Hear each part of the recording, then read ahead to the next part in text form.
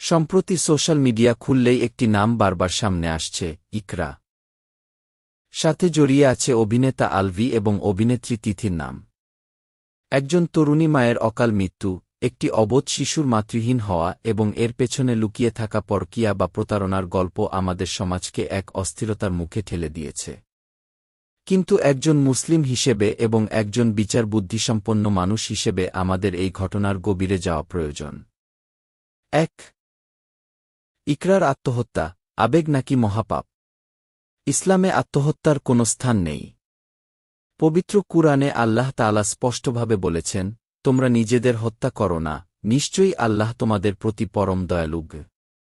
ইকরা যে পথ বেছে নিয়েছেন তা কোনো সমাধান ছিল না। একটি ছোট্ট শিশুকে পৃথিবীর নিষ্ঠুরতার মাঝে একা ফেলে চলে যাওয়া যেমন আবেগের চরম বহিঃপ্রকাশ, তেমনি ধর্মীয় দৃষ্টিতে এটি একটি বড় বিচ্যুতি। তবে আমাদের মনে রাখতে হবে, একজন মানুষ যখন চরম মানসিক যাতনায় ভোগেন এবং চারপাশের পরিবেশ যখন বিষাক্ত হয়ে ওঠে, তখনই তিনি এমন হঠকারী সিদ্ধান্ত নেন। তাই ইকরাকে ঢালাওভাবে দোষারোপ না করে, তাকে যারা এই মৃত্যুর দিকে ঠেলে দিয়েছে, তাদের দিকে আঙুল তোলা বেশি জরুরি। ২. আলভি কি সত্যিই দায়ী? দায় কতটুকু? একটি সাজানো সংসার যখন ভেঙে যায় এবং তার মূলে যদি অন্য কারো সাথে অবৈধ সম্পর্কের ইঙ্গিত থাকে, তবে সেই দায় এড়ানোর কোনো সুযোগ নেই। আলভি যদি ইকরার স্বামী হিসেবে তার প্রতি বিশ্বস্ত না থেকে থাকেন, তবে নৈতিক এবং ধর্মীয়, উভয় দিক থেকেই তিনি চরম অপরাধী।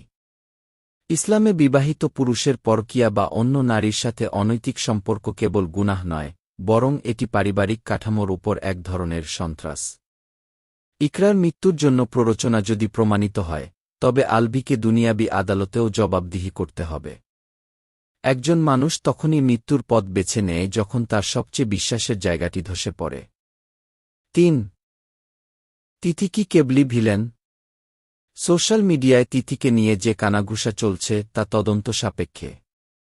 তবে আমাদের সমাজে একটি প্রবণতা আছে, সব দোষ কেবল তৃতীয় পক্ষ বা নারীর উপর চাপানো। মনে রাখতে হবে, সম্পর্কে ফাটল ধরার জন্য ঘরের মানুষের ভূমিকা সবচেয়ে বেশি থাকে।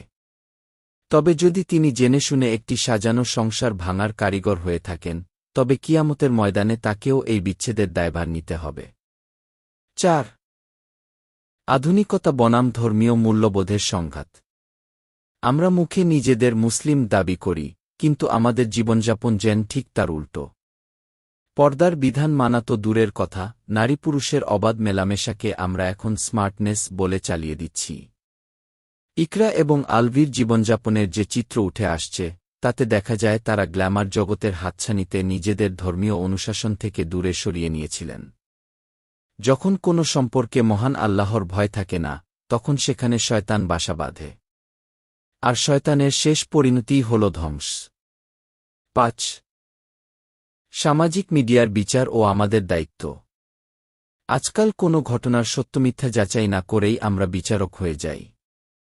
সোশ্যাল মিডিয়ায় কাউকে তুলোধনা করা বা কারও ব্যক্তিগত জীবন নিয়ে নোংরা মন্তব্য করাও ইসলামের দৃষ্টিতে গীবত ও ফিতনা।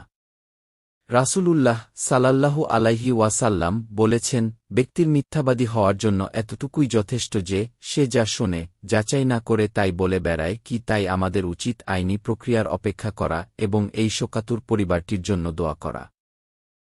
ছোট্ট শিশুটির ভবিষ্যৎ কি? সবচেয়ে বড় ভুক্তভোগী হল ইকরার সেই নিষ্পাপ শিশুটি। সে না পেল মায়ের আদর, না পাচ্ছে বাবার সুস্থ ছায়া। এই ঘটনা আমাদের চোখে আঙুল দিয়ে দেখিয়ে দেয় যে, ক্ষণিকের আনন্দ বা পরকীয়ার মোহে পড়ে আমরা যখন নিজের পরিবারকে ধ্বংস করি, তখন তার বলি হয় পরবর্তী প্রজন্ম। আসুন আমরা আল্লাহর পথে ফিরে আসি। আমাদের পারিবারিক বন্ধনগুলোকে ইসলামের আলোয় আলোকিত করি। পরকীয়া, অবাধ মেলামেশা এবং আবেগের বশে আত্মহননের মতো পথ পরিহার করি। মনে রাখবেন, গ্ল্যামার দুদিনের, কিন্তু পরকাল এবং নিজের আমল চিরস্থায়ী।